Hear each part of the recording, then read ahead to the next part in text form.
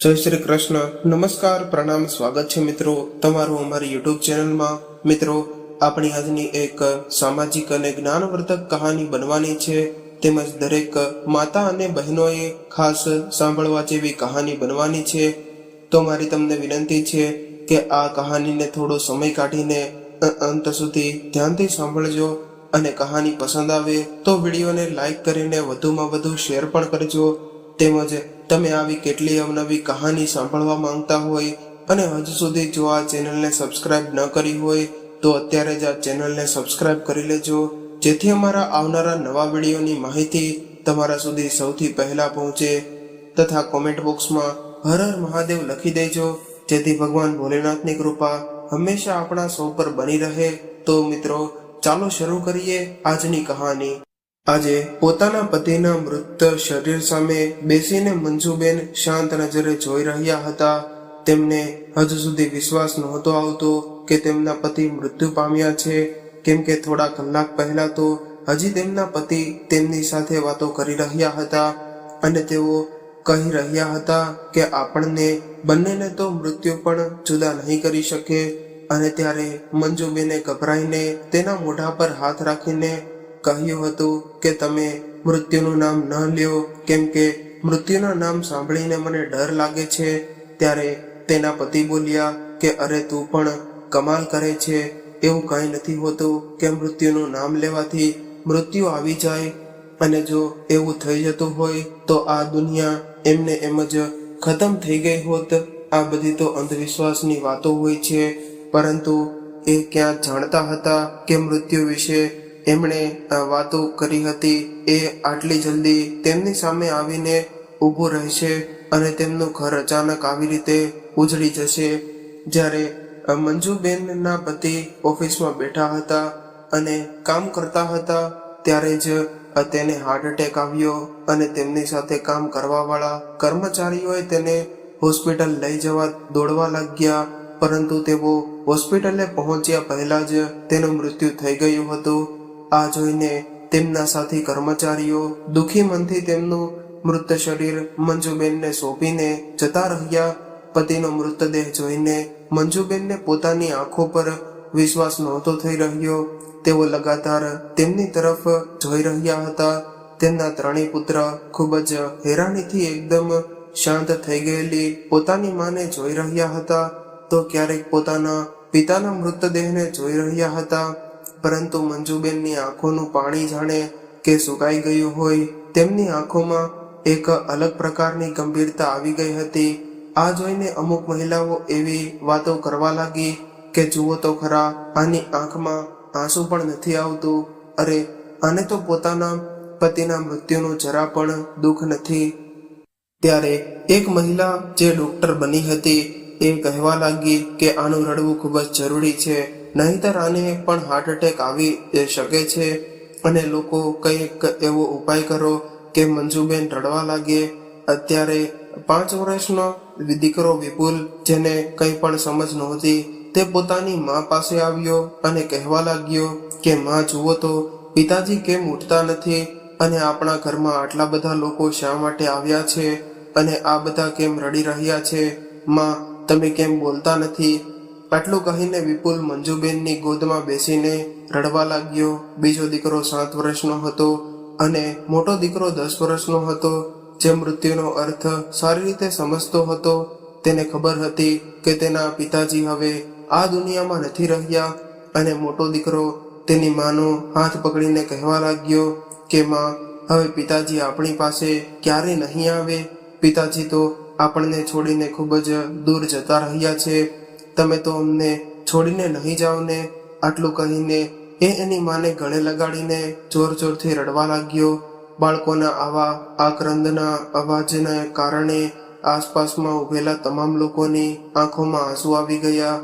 ત્યારે જ અચાનક મંજુબેન હોશમાં આવ્યા અને પોતાની આજુબાજુમાં બેઠેલા લોકો તરફ જોયું અને પોતાને ગળે લાગેલા 3 બાળકોને રડતા જોયા. ત્યારે મંજુબેન જોરથી રડી પડ્યા. ત્યારબાદ તો એની આંખોમાંથી જાણે આંસુઓનો વરસાદ થવા લાગ્યો હોય. પોતાના બાળકોને ગળે લગાવીને જોર જોરથી રડવા લાગ્યા અને કહેવા લાગ્યા કે મારા દીકરાઓ, હું તમને એકલા મૂકીને ક્યાંય નહીં જાઉં. આજથી હું જ તમારી માં અને બાપ બંને છું. તમે બિલકુલ ચિંતા ન કરતા. આવી રીતે ધીરે ધીરે સમય વીતવા લાગ્યો. બીજા લોકો આશ્વાસન આપીને પોતપોતાને ઘરે નીકળી ગયા, પરંતુ પૈસા આપીને આ પરિવારની મદદ કરવાનું કોઈએ ન વિચાર્યું. મંજુબેન આ જોઈને હેરાન હતા કે જ્યાં સુધી એમના પતિ જીવતા હતા ત્યાં સુધી તો તમામ સગા સંબંધીઓ તેમને પોતાનાપણું બતાવતા હતા, પરંતુ આજે પોતાના કહેવાવાળા જ મોઢું ફેરવીને જતા રહ્યા. તમામ સગા સંબંધીઓની ભીડ હતી, છતાં પણ મંજુબેન એકલા પડી ગયા હોય એવું મહેસૂસ કરતા હતા. જ્યારે મંજુબેને પોતાની પાસે રહેલા પૈસાનો હિસાબ લગાવ્યો તો તેમણે જોયું કે તેમના બેંક એકાઉન્ટમાં થોડાક જ રૂપિયા હતા, અને એ રૂપિયાથી ઘરનું ગુજરાન ચલાવવું ખૂબ જ મુશ્કેલ હતું, કેમ કે જે કાંઈ પણ પૈસા એમના પતિએ કમાવ્યા હતા એ પૈસા તો મકાન બનાવવામાં લગાવી દીધા હતા, અને મકાન પણ એટલું મોટું નહોતું કે એને ભાડા પર આપીને થોડા પૈસા કમાઈ શકે. મંજુબેન પાસે ફક્ત આ મકાન જ હતું જેમાં તેઓ પોતાના બાળકો સાથે રહી શકે. હવે મંજુબેનને નોકરી કરવાનો વિચાર આવ્યો, અને જે ઓફિસમાં તેમના પતિ નોકરી કરતા હતા એ જ ઓફિસમાં તેમણે નોકરી માટે અરજી કરી, અને ઘણી બધી દોડધામ કર્યા બાદ તેને ત્યાં એક નાની એવી નોકરી મળી ગઈ. મંજુબેન વધારે ભણેલા નહોતા, તેઓ ફક્ત 12 ચોપડી ભણેલા હતા, એટલા માટે તેને નોકરી પણ કંઈ ખાસ ન મળી, અને જે નોકરી મળી હતી તેના પગારથી ઘરનું ગુજરાન ચલાવવું ખૂબ જ મુશ્કેલ હતું. એટલા માટે ઓફિસેથી ઘરે આવ્યા બાદ મંજુબેન ઘરે સિલાઈ કામ કરવા લાગ્યા. તેમનો મોટો દીકરો તો પહેલાથી જ સ્કૂલે જતો હતો, એટલે તેના કપડાં ચોપડા અને સ્કૂલની ફી ભરવામાં ઘણો ખર્ચો લાગી જતો હતો. પરંતુ નાના બંને દીકરાઓને તેમણે સરકારી સ્કૂલમાં ભણાવવાનું વિચાર્યું હતું.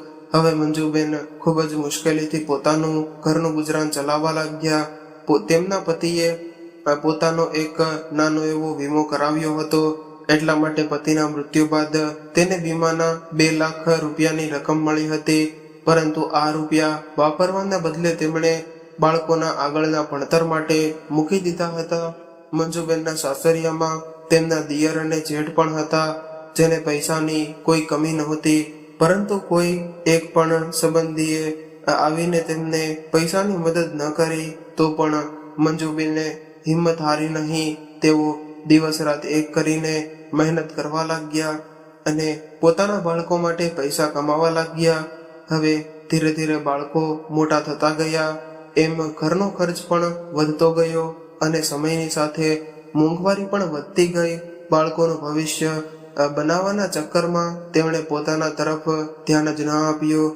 તે પોતાના બાળકોને પૌષ્ટિક આહાર ખવડાવવાની ખૂબ જ કોશિશ કરતી રહેતી, પરંતુ પોતે ક્યારેય નથી ખાધું, અને બાળકોને પણ ખબર નહોતી કે તેમની માં બાળકો જમી લે ત્યારબાદ વધેલું એઠું જૂઠું ખાઈને સૂઈ જાય છે, અને રોજ ભૂખ્યા રહેવાને કારણે મંજુબેનનું શરીર હાડપિંજર જેવું થઈ ગયું હતું.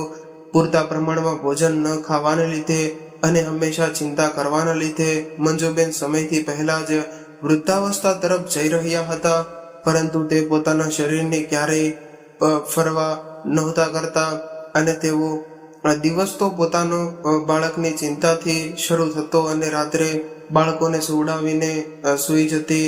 હવે 3 બાળકો ભણવામાં ખૂબ જ હોશિયાર હતા, એટલે તે પોતાના બાળકોને મોટા હોદ્દા ઉપર બેસાડીને તેમના પતિની ઈચ્છા પૂરી કરવાની દરેક સંભવ કોશિશ કરી રહ્યા હતા. તેમના પતિ હંમેશા એવું કહેતા હતા કે આપણે આપણા બાળકોને એટલા લાયક બનાવી દઈશું કે તેઓ બીજા લોકો માટે એક મિસાલ બને, અને પોતાના પતિની આ વાત તેના મગજમાં હંમેશા ઘૂમતી રહેતી. ધીરે ધીરે 3 દીકરા જવાન થઈ ગયા, અને તકલીફો વેઠતા વેઠતા પણ મંજુબેને 3 દીકરાઓને એટલા લાયક બનાવ્યા કે તેમને સારી નોકરી મળી ગઈ, અને મંજુબેનને એ વાતની ખુશી હતી કે તેમણે તેમના પતિની ઈચ્છા આજે પૂર્ણ કરી છે. તેમનો મોટો દીકરો એક મોટી કંપનીમાં એક મોટા હોદ્દા પર હતો, વસ્તેરો દીકરો વકીલ હતો, અને સૌથી નાનો દીકરો રેલવેમાં હતો. હવે આ 3 દીકરાઓ માટે સારા સારા ઘરોમાંથી માંગા આવવા લાગ્યા. મોટો દીકરો તેના બોસની દીકરી સાથે પ્રેમ કરતો હતો અને તેની સાથે વિવાહ કરવા માંગતો હતો.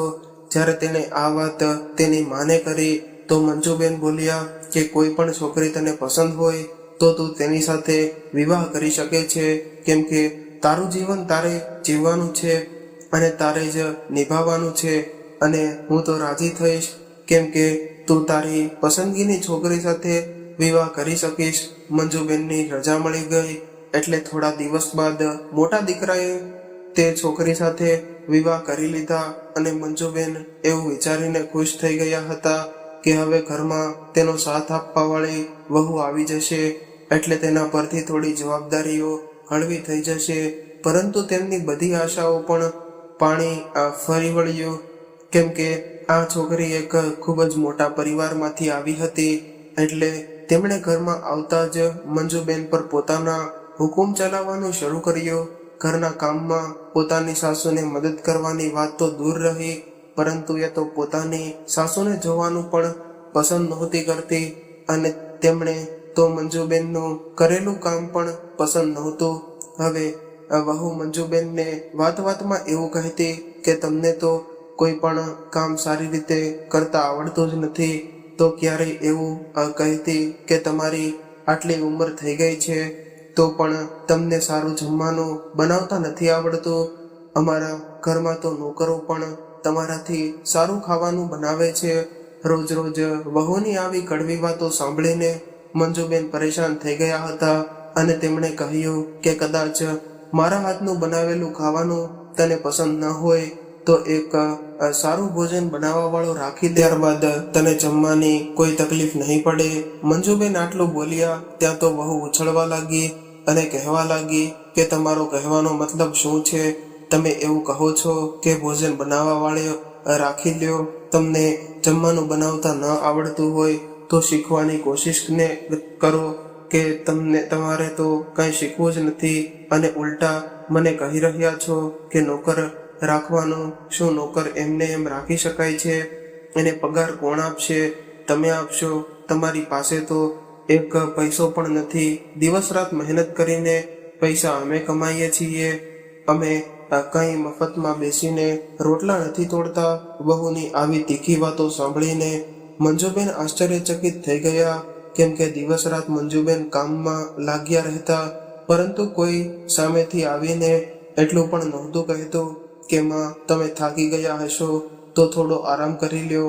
ઘણી વખત તો દીકરો સામે હોય તો પણ વહુ મંજુબેનનું અપમાન કરતી હતી, પરંતુ તેને રોકવાના બદલે દીકરો મૂક દર્શન બનીને સામે ઊભો રહેતો. ત્યારે મંજુબેન વિચારવા લાગતા કે આ બાળકો માટે મેં શું નથી કર્યું, કેટલું બધું સહન કર્યું છે, કેટલી મહેનત કરીને પાળી પોષીને મોટા કર્યા છે અને આજે આ બાળકો મને આવું કહે છે. મંજુબેન નિરાશ થઈ ગયા હતા, પરંતુ તેના મનમાં એક આશા હતી કે મારા બીજા દીકરાના વિવાહ થશે અને વહુ આવશે તો તેમની વહુ જરૂર સારી હશે. મંજુબેનને વિશ્વાસ હતો કે ભગવાન આટલા નિર્દય ન હોઈ શકે. પરંતુ જ્યારે બીજી વહુ આવી ત્યારે મંજુબેનનો આ વિશ્વાસ પણ તૂટી ગયો, કેમ કે બીજી વહુ તો મોટી વહુ કરતાં પણ વધુ મોડર્ન હતી. એને તો પોતાની સાસુ સાથે રહેવાનું અને ઘરનું કામ કરવાનું તો બિલકુલ પસંદ નહોતું. એક દિવસ જ્યારે તેની નાની વહુની સહેલીઓ ઘરે આવી અને હસી મજાક ચાલી રહ્યું હતું, એ સમયે જ મંજુબેન એમની સામેથી નીકળ્યા તો તેની વહુએ એ સમયે તો કંઈ ન બોલી, પરંતુ તેની સહેલીઓના ગયા બાદ મંજુબહેન પણ પર તૂટી પડી કે તમારી હિંમત કેવી રીતે થઈ મારી સહેલીઓ સામે આવવાની? એ તો ભગવાનનો આભાર માનો કે અમારી સહેલીઓએ તમને ઘરની એક નોકરાણી સમજ્યા હતા. કદાચ એને ખબર પડી જાત કે તમે મારા સાસુ છો તો મારી સહેલીઓ સામે મારી શું ઇજ્જત રહી જાત. અવરે ભિખારી પણ તમારાથી સારા કપડાં પહેરે છે, કંઈક સારા કપડાં પહેરવા શીખો. હવે તમે મારી વાત કાન ખોલીને સાંભળી લ્યો કે મારા સગા સંબંધીઓ અથવા મારી સહેલીઓમાંથી કોઈ પણ આપણા ઘરે આવ્યું હોય ત્યારે તમે રસોડામાંથી બહાર નહીં નીકળતા. આ બધું વહુએ દીકરાની સામે જ કહ્યું હતું. મંજુબેન મનમાં વિચારી રહ્યા હતા કે મારો દીકરો આ બધું સાંભળીને તેની પત્નીને ચૂપ કરાવશે અને કહેશે કે એ મારી માં છે, એની સાથે તારી ઇજ્જતથી વાત કરવી જોઈએ. પરંતુ ઉલટાનો દીકરો પણ મંજુબેન પર તૂટી પડ્યો અને કહેવા લાગ્યો કે સાચું કહ્યું છે, મારી પત્નીએ તમારે અમારા લેવલનું ધ્યાન રાખવું જોઈએ. જેવી રીતે તમે રહો છો, જેવા કપડાં પહેરો છો, એનાથી તો તમે એક નોકરાણી જેવા લાગો છો. પોતાના જ દીકરાના મોઢેથી આવી વાતો સાંભળીને મંજુબેન હેરાન રહી ગયા. જ્યારે તેને પોતાની પરવરિશ પર શરમ આવી રહી હતી અને મંજુબેન મનમાં એવું વિચારી રહ્યા હતા કે દીકરાને અત્યારે જ કહી દઉં કે તે ક્યારેય તારી માને એક સાડી પણ લાવીને આપી છે કે પછી કંઈ ખરીદવા માટે થોડા પણ પૈસા આપ્યા છે. જે કાંઈ પણ મારી પાસે હતું એ બધું જ મેં તમારી પાછળ વાપરી નાખ્યું. હું સિલાઈ કામ કરતી હતી, પરંતુ હવે તો તમે એ પણ નથી કરવા દેતા, કેમ કે તમારી ઇજ્જત પર ડાઘ લાગે છે અને આખો દિવસ હું ઘરમાં કામ કરું છું તો પણ તમારી આંખોમાં ખટકું છું. આ મકાન મારા નામ પર છે, જેમાં તમે લોકોએ 3 માળનું બિલ્ડિંગ ઊભું કરી દીધું છે અને તો પણ મને આ ઘરમાં રહેવા માટે એક રૂમ પણ નથી આપી શક્યા. મારો પલંગ દાદર નીચે પડ્યો છે અને તમને કોઈને એ વાતની પણ ખબર નથી કે ઠંડીમાં મારી શું હાલત થતી હશે. તેનો તમે ક્યારેય વિચાર પણ કર્યો છે? મંજુબેન મનમાં ને મનમાં આવું બધું વિચારી રહ્યા હતા, પરંતુ એમની હિંમત નહોતી થઈ રહી કે કોઈને કંઈ કહેવાની, કેમ કે આ જેવી પરિસ્થિતિમાંથી એ ગુજરી રહ્યા હતા અને કદાચ એ કોઈને કહી દે તો આનાથી પણ બરતદ સ્થિતિ આવી શકે એમ હતી. હવે તેના સૌથી નાના દીકરાએ પણ પોતાની પસંદની છોકરી સાથે વિવાહ કરી લીધા અને અલગ ઘર લઈ લીધું અને એ લોકોએ પણ પોતાના મોઢેથી એકવાર પણ મંજુબેનને એવું ન કહ્યું કે માં તમે થોડા દિવસ અમારા ઘરે રહેવા આવો. કહેવાય છે ને કે દુઃખની રાત ગુજર્યા બાદ ફરીથી સુખનું સવાર પડે છે, પરંતુ મંજુબેનની જિંદગીમાંથી તો દુઃખની રાત હટવાનું નામ નહોતી લેતી. એમનું શરીર હવે ધીરે ધીરે કમજોર થવા લાગ્યું. શિયાળાની ઠંડીમાં પણ વાસણ ધોવાનું કામ કરવાના લીધે તેને ખૂબ જ ખાંસી આવવા લાગી હતી, પરંતુ કોઈએ મંજુબેનની જરા પણ ચિંતા નહોતી કે ના કોઈએ મંજુબેનને કહ્યું કે ચાલો દવાખાને જઈએ. વહુઓ તો પરાઈ હતી, પરંતુ તેમના દીકરાઓએ પણ એમના તરફથી મોઢું ફેરવી લીધું હતું. જનરેશન ગેપનો વાયરસ આટલો બધો ફેલાઈ રહ્યો હતો કે માતા પિતા અને દીકરાઓ જેવા લોહીના સંબંધોમાં પણ દૂરી બનવા લાગી. આવા સમયે તિરસ્કાર કરાયેલા વૃદ્ધ લોકો જ્યાં જશે, શું આ લોકો આવી રીતે જ સહન કરીને મરતા રહેશે? હવે તો મંજુબેનની એવી હાલત થઈ ગઈ હતી કે તેઓ ખુદની જિંદગીથી થાકી ગયા હતા. તેઓ હવે જીવવા નહોતા માંગતા. બંને દીકરાઓએ પોતપોતાના મકાન ખૂબ જ સારી રીતે સજાવ્યા હતા. પૈસાની કોઈ કમી નહોતી, પરંતુ પોતાની મા માટે એક પણ પૈસો વાપરવો એ એના દીકરાઓને જરાય પસંદ નહોતું. પરંતુ કહેવાય છે ને કે ભગવાન કે ઘેર દેર છે પણ અંધેર નથી. જેવું વાવીએ છીએ એવું જ લણવા મળે છે. હવે આ બંને દીકરાઓના ઘરે સંતાન નહોતા થઈ રહ્યા અને આ એ દુઃખ બંને દીકરાઓ અને વહુઓને ખૂબ જ પરેશાન કરતું હતું કે તેમના ઘરે કોઈ સંતાન નથી. ઘણા બધા ઈલાજ કરાવ્યા, પૂજાપાઠ કરાવ્યા, પાણીની જેમ પૈસા વાપર્યા, પરંતુ જે કામ સૌથી વધારે જરૂરી હતું એ કામ તો એમણે કર્યું જ નહોતું. કોઈના મગજમાં એ ન આવ્યું કે તેમની માં મંજુબેન, જેને આખો દિવસ એક નોકરાણી સમજીને રાખવામાં આવે છે, એને બોજ સમજવામાં આવે છે, એ માના આશીર્વાદ સૌથી વધારે જરૂરી છે. હવે મોટા દીકરાની પત્ની બીમાર પડી ગઈ. ઘણા બધા ટેસ્ટ કરાવ્યા બાદ ખબર પડી કે એમની બંને કિડની ખરાબ થઈ ગઈ છે અને ડોક્ટરે જલ્દીથી જલ્દી કિડનીની વ્યવસ્થા કરાવવાનું કહ્યું અને આવું નહીં કરો તો કંઈ પણ થઈ શકે છે. હવે આખા ઘરમાં ચકચામ મચી ગયો, પરંતુ એવું કોઈ નહોતું કે જે પોતાની કિડની આપી શકે. બધાને પોતપોતાની પડી હતી. નસીબનો ખેલ તો જુઓ, જે વહુએ મંજુબેનને ખૂબ જ દુઃખ આપ્યું હતું એ જ વહુ માટે મંજુબેન પોતાની કિડની આપવા માટે તૈયાર થયા. તેઓ જીવનભર ત્યાગની આહુતિ આપતા રહ્યા, કેમ કે તેઓ એવું માનતા હતા કે મારા ઘરમાં બધા ખુશ રહી શકે, પરંતુ કોઈ એની કિંમત ન આંકી શક્યા. હવે એમના પાડોશીની મહિલાઓ આ બીમાર પડી ગયેલી વહુ પાસે જઈને કહેવા લાગી કે ખૂબ જ ભાગ્યશાળી છો તો કે તને આટલી સારી વહુ મળી છે કે તે રાજી ખુશીથી તને એમની કિડની આપવા તૈયાર થઈ ગઈ. આજના જમાનામાં આવો ત્યાગ કોણ કરે છે? આ સાંભળીને મંજુબેનની મોટી વહુ બોલી, કિડની આપીને તે મારા પર ક્યાં મોટું અહેસાન કરી રહી છે. આમ પણ તે હવે થોડા દિવસની મહેમાન છે અને તે પોતાના દીકરાના પરિવાર માટે નહીં કરે તો કોના માટે કરશે? વહુની વાત સાંભળીને મંજુબેન હેરાન રહી ગયા. મંજુબેન ઘણીવાર વિચારતા હતા કે આવા વાતાવરણથી દૂર જતી રહું, પરંતુ બીજો કોઈ રસ્તો પણ નહોતો. તેમણે તો એવું વિચાર્યું હતું કે તેના દીકરાઓ એક આદર્શ દીકરાઓ બનશે, પરંતુ એના પાલન પોષણમાં કઈ જગ્યાએ ભૂલ રહી ગઈ એ મંજુબહેન હજુ સુધી સમજી નહોતા શક્યા. પતિના મૃત્યુ બાદ એક પણ દિવસ એવો નહોતો કે મંજુબેનને આ સુખ મળ્યું હોય. ત્રણેય પુત્રોની આ એક અભાગણમાં હતી કે જેને ભાગ્યનો ખેલ જ સમજવો જોઈએ, કેમ કે વસ્તેરા દીકરાને પણ ડાયાબિટીસ હતી. અચાનક એનું સુગર લેવલ એટલું બધું વધી ગયું કે એની આંખોની રોશની જતી રહી. હવે તેણે પણ જાહેરાત કરી કે કોઈ આંખોનું દાન આપશે તો તે તેના બદલામાં ઘણા બધા રૂપિયા આપશે. હવે આ લોકોએ એક પંડિતજીને પૂછ્યું તો એમણે કહ્યું કે મને એવું લાગી રહ્યું છે કે તમે લોકોએ કોઈનું ખરાબ રીતે દિલ દુભાવ્યું છે, તમને કોઈની બદદુઆ લાગી છે.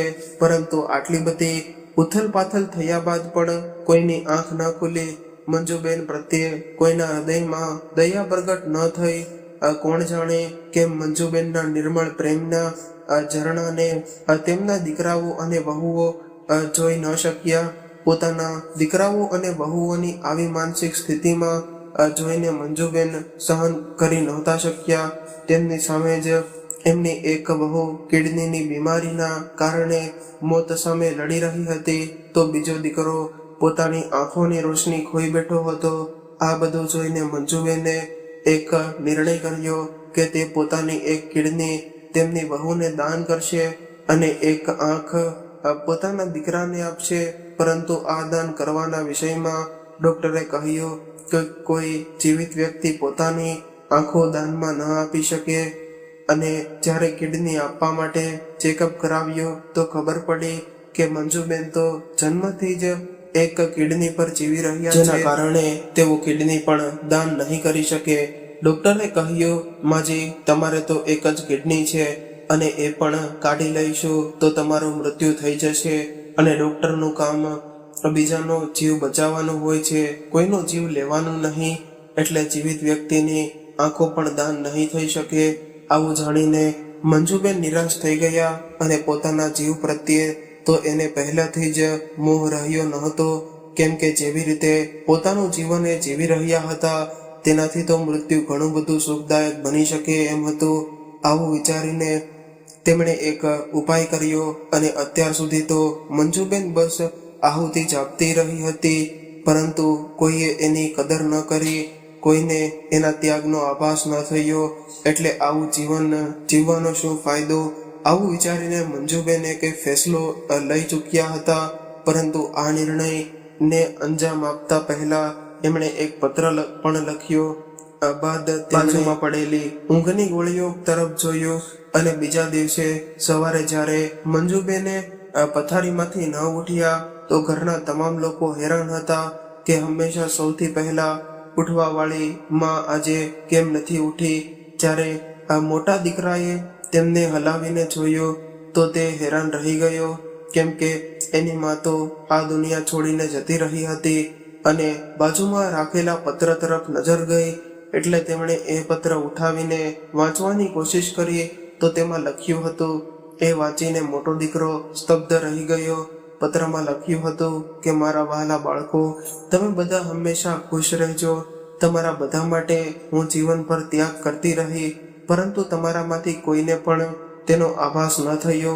ઘણી વખત હું ત્યાગ અને બલિદાનની આહુતિ આપતી રહી, અને મારો હંમેશા એવો પ્રયાસ હતો કે હું તમને બધાને ખુશ રાખી શકું, પરંતુ એ મારા ભાગ્યનો ખેલ હતો કે હું હંમેશા તમને ખુશ રાખવામાં નિષ્ફળ થઈ. તમારા દિલમાં મારા માટે થોડી ઘણી પણ ભાવના જાગૃત ન કરી શકી, અને હવે તો આહુતિ આપવા માટે મારી પાસે કંઈ બચ્યું પણ નહોતું. એટલા માટે મેં વિચાર્યું કે હવે શું કરું જેનાથી તમારા જીવનમાં ખુશી આવી શકે. તમે મારા પ્રેમને નાટક ન સમજો. એટલા માટે આજે મેં આ અંતિમ આહુતિ આપવાનો નિર્ણય કર્યો છે, અને આ મારી પૂર્ણ આહુતિ હશે, જેનાથી મારી આત્માને શાંતિ મળી જાય અને તમને લોકોને મારા ત્યાગ અને બલિદાનનો થોડો ઘણો પણ આભાસ થઈ શકે. તમને પાળી પોષીને મોટા કરવામાં મારી જોડી તો બિલકુલ ખાલી થઈ ગઈ છે. હવે મારી પાસે કંઈ નથી રહ્યું. હા, બસ એક જીવ વધ્યો છે, જેનું બલિદાન આપીને આ સંસારમાંથી વિદાય લઈ રહી છું. જીવનભર મારું મન તમારા પ્રેમ માટે તરસતું રહ્યું, મારા બાળકોના પોતાનાપણા માટે તરસતું રહ્યું, પરંતુ હવે હું થાકી ગઈ છું, અને હવે મારી આત્મા શાંતિ ચાહે છે. એટલા માટે મારી કિડની મારી વહુને લગાવી દેજો, જેનાથી તે પોતાનું જીવન જીવી શકે, અને મારી બંને આંખો મારા પ્યારા દીકરાઓને લગાવી દેજો, જેનાથી તે પોતાના જીવનનો આનંદ માણી શકે. મેં ઘણી કોશિશ કરી, પરંતુ મારા જીવતા જીવ કોઈ પણ ડોક્ટર મારી કિડની કાઢવા માટે તૈયાર નહોતો, કે ના મારી આંખો કાઢવા માટે તૈયાર હતો. એટલા માટે મેં આવો નિર્ણય કર્યો છે. હું હંમેશા માટે આ દુનિયાને છોડીને જતી રહું, અને મારા આ ફેસલાની જવાબદાર હું ખુદ છું. જો કે સમયની ભઠ્ઠીએ મને એટલું હદ સુધી બાળી દીધી છે કે મારી ચિંતાની આગ પણ આ બળતરાથી ઓછી હશે. હું મારા જીવનમાં અપમાન સહન કરતા એટલી બધી મરી ચૂકી છું કે મારું મોત પણ એક ઉત્સવ હશે. હવે પત્ર વાંચતા દીકરાની આંખોમાં આંસુ આવી ગયા, અને વાંચ્યા બાદ એને એવો અહેસાસ થયો કે અમારાથી કેવડી મોટી ભૂલ થઈ ગઈ છે. જે માની કદર તેમણે જીવનભર ન કરી, આજે એ જ માએ પોતાના દીકરા અને વહુના જીવન બચાવવા માટે પોતાનું શરીર ત્યાગી દીધું. આજે એક મમતામય માં પોતાની પૂર્ણ આહુતિ દઈ ચૂકી હતી. આજે તેના દીકરાઓ પસ્તાવાના લીધે જોરથી રડી રહ્યા હતા, પરંતુ આ પસ્તાવા માટે હવે ખૂબ જ મોડું થઈ ગયું હતું. દોસ્તો, માં શબ્દ સાંભળતા જ એક સુખદ ચેતના, એક પૂર્ણતાનો અહેસાસ અનંત મનને ભરી દે છે. માતા પિતા આપણા જીવન માટે ખૂબ જ અમૂલ્ય હોય છે. એટલા માટે તેમના જીવતા જીવ જ એમની થાય એટલી સેવા કરવી જોઈએ, એમને પ્રેમ કરવો જોઈએ, કેમ કે જ્યારે તેઓ જતા રહેશે ત્યારે આપણે કંઈ નહીં કરી શકીએ. મિત્રો, આજની કહાની તમને કેવી લાગી કોમેન્ટ કરીને જરૂરથી જણાવજો, અને કહાની પસંદ આવી હોય તો વિડીયોને લાઈક, શેર, અને નવા હોય તો ચેનલને સબસ્ક્રાઇબ જરૂરથી કરજો. તો ચાલો મિત્રો, હવે ફરી મળીશું એક નવી કહાની સાથે. ત્યાં સુધી તમામ મિત્રોને જય શ્રી કૃષ્ણ, રાધે રાધે, હર હર મહાદેવ. આ કહાનીને પૂરેપૂરી સાંભળવા માટે તમારો ખૂબ ખૂબ આભાર.